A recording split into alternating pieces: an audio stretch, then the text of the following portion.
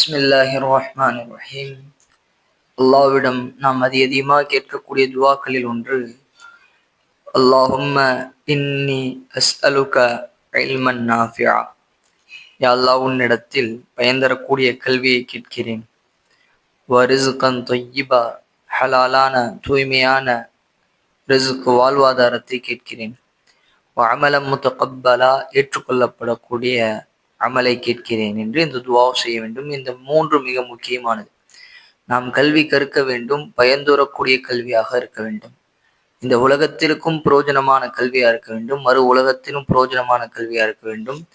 அப்பொழுதுதான் நம்முடைய வாழ்க்கை ஒழுக்கமானதாகவும் சிறந்ததாகவும் இருக்க முடியும். அப்ப கல்வி மிக அவசியம், அது பயன்தரக்கூடியதாக இருக்க வேண்டும்.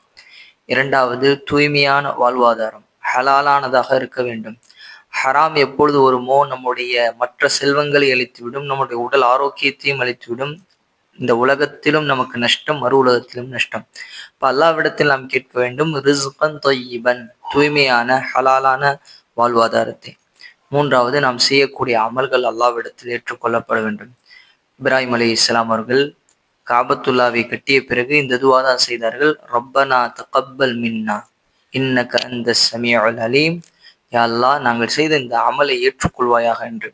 எந்த ஒரு அமல் செய்த பிறகும் நாம் அல்லாஹ்விடத்தில் அது ஏற்றுக்கொள்ளப்பட வேண்டும் என்று துவா செய்ய வேண்டும். ஏற்றுக்கொள்ளப்படவிட்டால் எந்த பெரிய அமல்கள் செய்தாலும் அதற்கான நன்மை கிடைக்காது. அதனால் இந்த மிக முக்கியமான இந்த துவாவை அதிகமாக நாம் செய்ய வேண்டும்.